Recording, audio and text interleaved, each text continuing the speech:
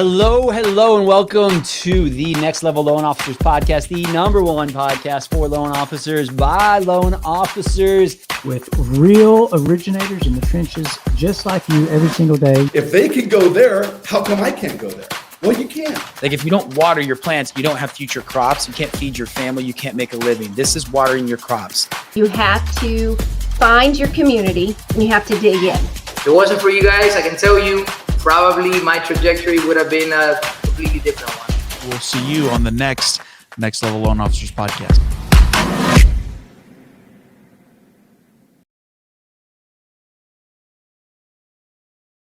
Hey, y'all. This is your Next Level Loan Officers Podcast. Shane Kidwell is joining me today, and I am Sean Zalmanoff. I hope your year has started amazing. Mine has. There's just new energy and buzz. And I really know from the work that I've put in the previous seasons, as you know, I just started a new company, went back to originating a year and 3-ish months ago from about the time that you're listening to this, October of 2022, which again was either the worst time or the best time to start a new mortgage company and start originating after 9 years. And I can tell you all the things that we talk about in Next Level, what we're going to talk about today, the things that I have been doing, have been building momentum like that snowball going down a hill. And I am excited to share some things with you today. And I'm excited for a great year. Well, first off, man, congratulations. You made it through your first 12 months. You're like, probably statistically, there's like a 10x chance you're going to make it. So I'm glad to have you around for the long haul. I'm going to hit my 1 year running my own mortgage company here in about 15 days. So man, like what a 12 months. And I think one of the things that, you know, coming out of that first year, I look back on, you know, you forget where you started, you know, you get super busy, you start running teams, divisions, branches, whatever. And it's really good to go back to the basics, to remember the things that got you to the place where you had an opportunity to step out of the business, maybe more so than you should have. And so we're on part 3 of a 4-part series, breaking down the seasons of a client from lead to pre-approval to under contract to post-closing. I believe, and I know you believe, there are different specific actions that matter that you should be deploying in each of those seasons. And each one is different. And it's really important to understand the nuances of what the audience needs during each season. And so we originally talked about that lead generation season, and that's all about building trust.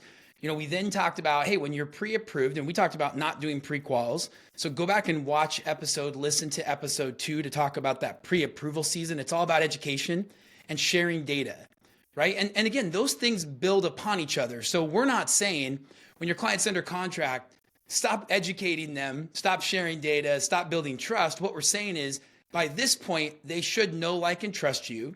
You should have educated them to the point where they understand why you need what you need and the cadence of the process. Now it's all about focusing on communication and reputation. And I think what's really important to be thinking about is they don't know what you don't tell them. And you not only are building your reputation and protecting your reputation, you're doing it for the other people on the transaction. You're doing it for those referral partners. And so, Sean, I'd love it if you'd kind of break down the things that you are focused on during season 3 of the process. So this is where you get to do what you say you were going to do. And so it's big to be able to execute on this. I actually have some people that I kind of gave them an ish on a rate last week. And rates have moved a little bit up. You gave them an ish on a rate? What does that mean? I gave them an ish on a rate. They were like, well, hey, what would it be? And I was like, it's going to be right around this. And rates have moved up the last couple of days, and they just went into contract last night. So, you know, I have to go explain to them why we're going to be a little bit higher, but how do I deliver on everything that I said I was going to do? So number one, somebody goes under contract. Any important conversations that you have to have immediately. It's just like asking people for conditions on a loan when your processor does that for you. You got to, you do that 3 weeks before closing, no big deal. You do that 3 days before closing, everybody's freaked out. This happened a lot when I was managing offices all across the country during COVID. Or actually, I guess as we were coming out, but it really made 2022 miserable because I couldn't get loan officers to understand you got to lock the loan the second. Actually, don't get the borrower off the phone. Like lock the loan while they're on the phone because your rate is going up 1/4 of a point every second.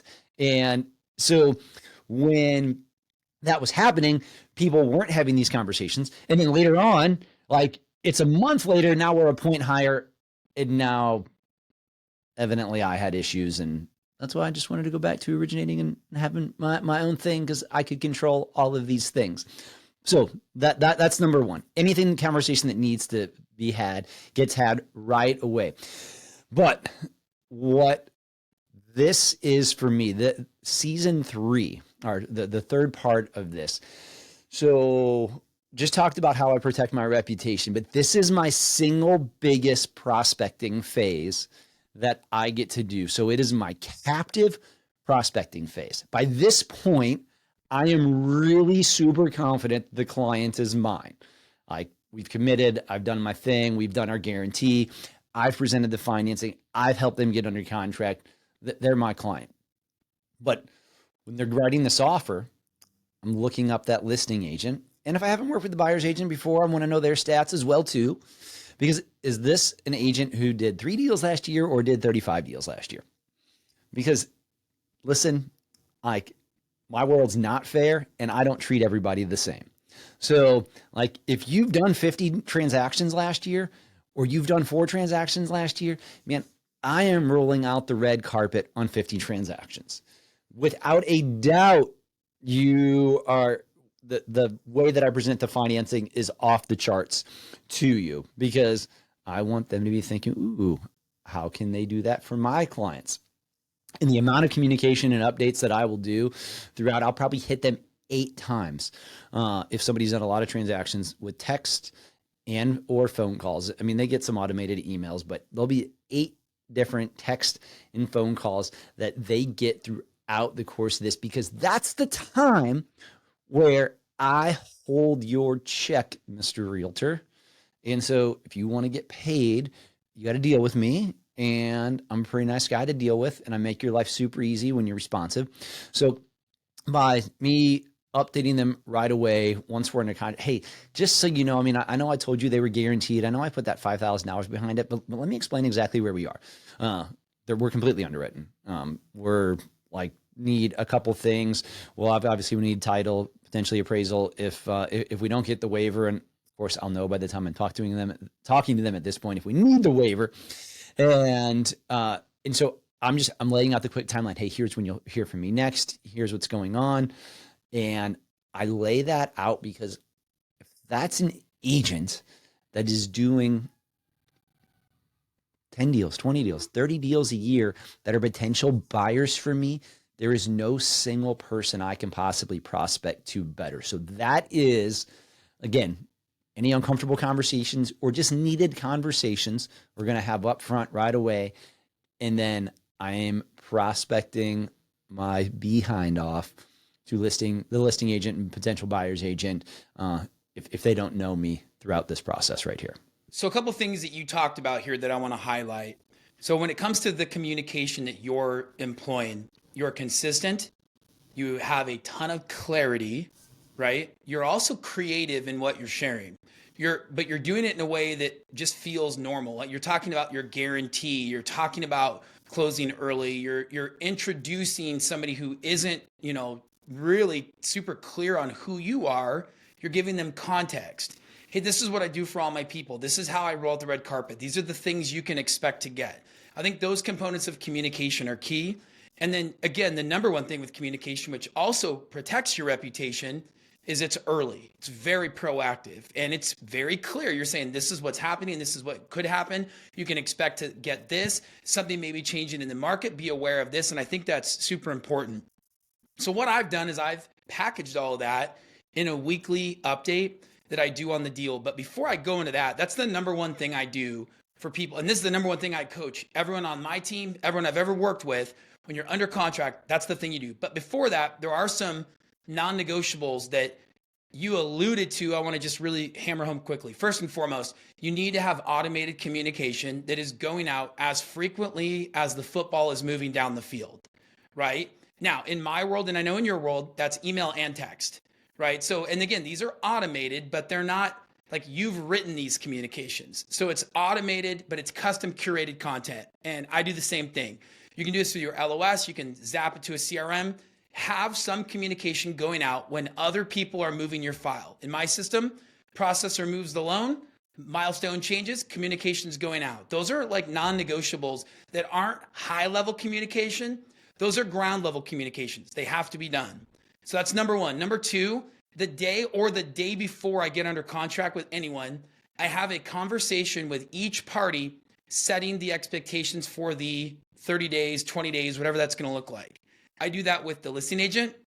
This is that initial or second opportunity to introduce myself. If the client said, hey, would you call them? Would you let them know about our deal? We're making an offer. I've already introduced myself. I've already started to set that tone and communicate in the ways that I want to, which we talked about. I'm also doing this with the buyer's agent every time. Every time I work with the buyer's agent, hey, great, we got another deal. We might have 6 deals going. They're getting 6 intro calls because every client is unique. I'm doing it with borrower, co-borrower. If the co-borrower can't be on the call, I'm asking if they can. If they can't, I'm sending a summary to both parties so that they're looped in and on the same page. Because what I tell my wife or what someone tells my wife to tell me rarely gets back to me, and vice versa. What you tell me to tell my spouse rarely gets back to my wife, like fully communicated. So it's really important that I do that. That's setting the tone. And the things that I'm going to say to these agents, hey guys, you can expect the following from me. And I use that language. I want to start creating trust with the agent. I want them to know, hey, this is how I communicate. This is what you're going to receive. Every Wednesday, we do our in-process updates. I'll be calling you. I'll be calling the other agent. I'll be calling title escrow, anyone involved. And this is what you can expect to receive during that call. I follow up each call with an email, CYA. Thanks for the call, as I mentioned, and then I highlight anything that's important. I think that is key. When I'm doing these Wednesday calls, so we've got this non-negotiable automated milestone communication, this non-negotiable pre-call, it's kind of like that setup call, and then that leads right into my Wednesday update calls. I do these on Wednesdays very intentionally. It's in the middle of the week. If I had a problem I found out on a Thursday or Friday, that gives me plenty of time to solve it before I get on that next update call. Now, again, if I have something that needs to be responded to urgently, I will obviously loop everyone in outside of those Wednesday calls. It's very rarely the case if you've done a full quality pre-approval, you've done your intro call the day of or the day before, that you're having just random things come up last minute, right? Like, oh, they have a job I didn't know about. Like that rarely happens if you've done your job up front. Like, so we're assuming that you're a professional originator who executes at the things that are needed. You run DULP, you understand what's needed on a VA loan. That's all by default. So when I go on these Wednesday calls, there are several things I want to get out of those calls, and it's very similar to what you alluded to. With the agents, the call is all about highlighting indirectly or directly the things that make me unique and why they want to work with me, why they want to send their business to me. I do send the interest rates to the buyer's agent as well. And in some cases, if it makes sense, I'll highlight our rate structure with the listing agent because every listing agent has buyers. Every listing agent works with buyer's agents. They work in offices with other agents. I want them to know this guy just quoted a 5.99 when everything I've been seeing from the other guys was 7.5. Like I want that conversation taking place as long as it's accurate and valid. So I do want to make sure that the agents are understanding the things I do that makes me unique. Hey, you have an agent portal. You can access these things throughout the process. We have a ton of communication that my team and I will be sending out. Be on the lookout for text, be on the lookout for emails, in addition to the Wednesday calls.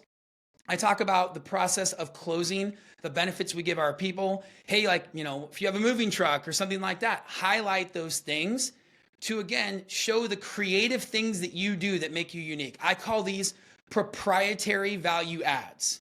Right? Even if your proprietary value add is that you do a MBS Highway home valuation report, it's proprietary because of how you do it. It's proprietary because of what you share. It's proprietary because you send it in a video email where everyone else sends it as a PDF. If you're doing something that is unique to you, it's proprietary. In addition, I'm making, and especially on that first call, I'm having a virtual handshake. And so if Sean, if you're the listing agent, this is the way this scripting goes, and I would highly encourage you to use this. Hey, Sean, it's Shane over at Dwell Mortgage. Hey, man, first off, congrats. We haven't worked together, but I looked you up. And I say that. I looked you up, and I'm excited to be working with somebody who makes this their full-time profession, right? Like I'm highlighting things about who I want to work with.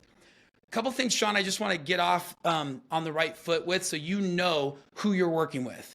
You can expect to get communication from me anytime the football moves down the field. Expect to get emails, texts, and then every Wednesday, I'm going to be calling you. We need to make a deal or an agreement today, Sean, that like I will always be fully transparent. I will always communicate proactively. If a challenge ever comes up, no matter whose fault it is, I'm bringing it to your attention right away. Here's what I have to ask of you. You can't get mad at me. And then they laugh. I say, you know how it goes, Sean. You did 50 deals last year. You've been in the business 7 years. You know what happens with lenders. They didn't pre-approve the client correctly. They pre-qualified them because they weren't firm in their standards. They get under contract on a deal that's slightly above what they can afford. Then you ask a direct question of the lender and you get ghosted. All of a sudden you're expecting an approval on Wednesday and it's Friday and you've heard nothing. You know silence is never good. And they laugh, they go, yeah, it's never good. I will never have silence in our process. You'll always know. But just remember, I'm like the weatherman. I'm just telling you whether you need a coat, an umbrella, or whether it's shorts and sunglass weather. Don't shoot the messenger. Are we cool on that? Okay, awesome, great. And then I'm going to walk them through what they can expect, our process. Hey, we're typically 12 days early on a 30-day contract. Would your seller like to close early? No, they can't. Doesn't matter. Whether my buyer is going to be able to move in early or not, I am highlighting the fact that we are ready to close early. I'm highlighting the fact that we got our CTC in 8 days. I'm not posting this online for people who don't know what that means. I'm highlighting this with the people on the deal who are impacting my paycheck. And whether they want it or not, I am telling them, congrats guys, we're ready to close 12 days early. Right? And that's really important to that process. Then the last thing I'm doing on these calls is I'm committed to asking for their feedback. And this is where I go into from the communication component to the reputation component. What I'll say is, Sean, I've built my business over the last 14 years on feedback and my reputation. It's so important that you give me feedback on this deal. And just be prepared. I'm going to ask you for feedback early and often because I'm constantly looking to make my process better. And I might, Sean, I know this is going to sound silly because we just got under contract yesterday afternoon, but how's it been so far? And they'll laugh like, well, dude, we just started, right? But the goal I'm doing is I'm training them to be comfortable sharing with me things that they're not typically comfortable sharing until after closing, when one night when they're pissed off about something they thought happened on the deal, they get on Yelp, right? I am telling them, you are in a safe place to give me any and all feedback, good, bad, or indifferent. And then if they say, dude, this has been great. Thank you for this call. You have to use your judgment. But if you feel like you've entered the magic window, 3.0, 4.0, which is the time which they need you and you have the opportunity to get a Google review, I'm saying, hey, Sean, man, first off, thank you for that feedback. You know, like adding that tech that you recommended, I'm going to look into that because I do think that would make the process better. I would love to grab coffee and kind of like walk you through a couple of these things that I mentioned, help you generate leads through whatever, just listen and respond. And then I'm gonna say, hey, would you be willing to give me some feedback on that if I sent you a link? They go, yeah, sure. And I go, cool, hang on one sec. And I'm doing this when I'm on the call. And I'll hear their phone go bing, or the vibration that you hear on the other end. And I go, hey, I just sent you a link. Would you just log on there really quickly and just leave me feedback? Like I built my business off of feedback from people like you. I'll be asking you every week if there's things I can do to improve how it's going. So be prepared for that. And I do this with listing agents, title reps. If you're calling the insurance agent, listen, the reality is that if you want to get more business, call more people. And once you're under contract, they need you. They're relying on you. You're impacting all of those people's pocketbooks. Make that call meaningful.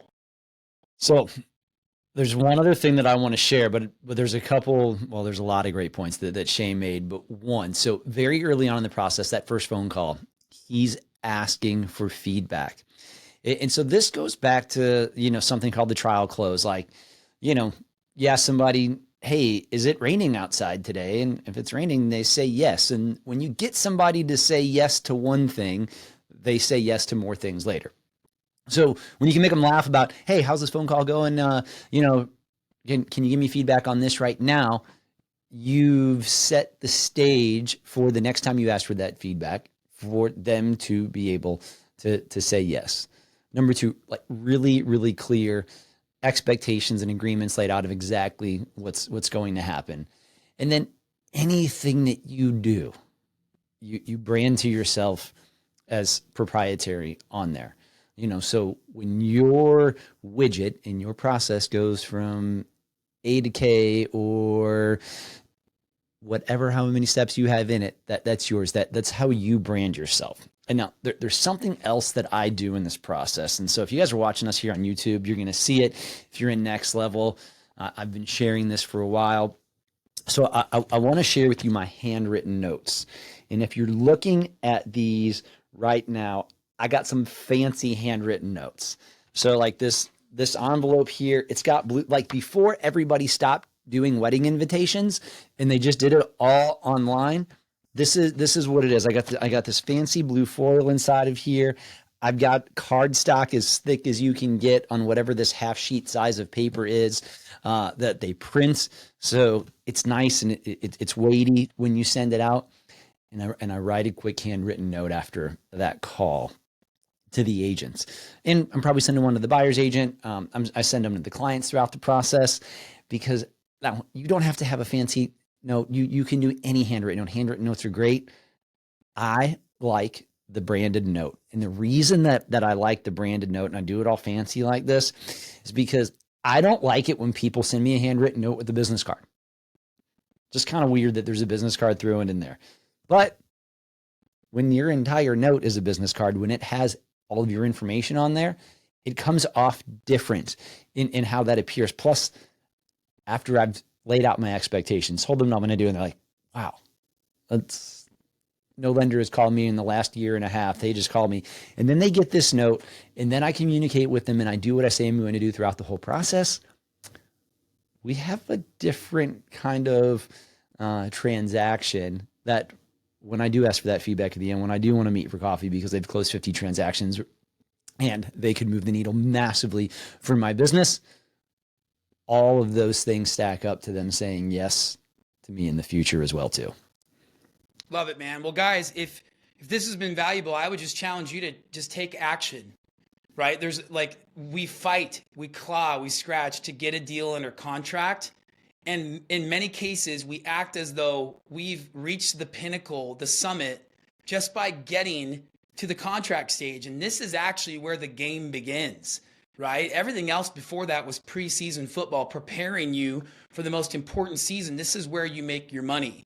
Like if you haven't honed in this process, and if you're sitting here on this call, listening to this podcast saying, I'm not doing those things, now is your opportunity while you have capacity to increase and level up the quality of your in-process experience. And I call it an experience. And guys, like, I just like to ask for some feedback from you right now.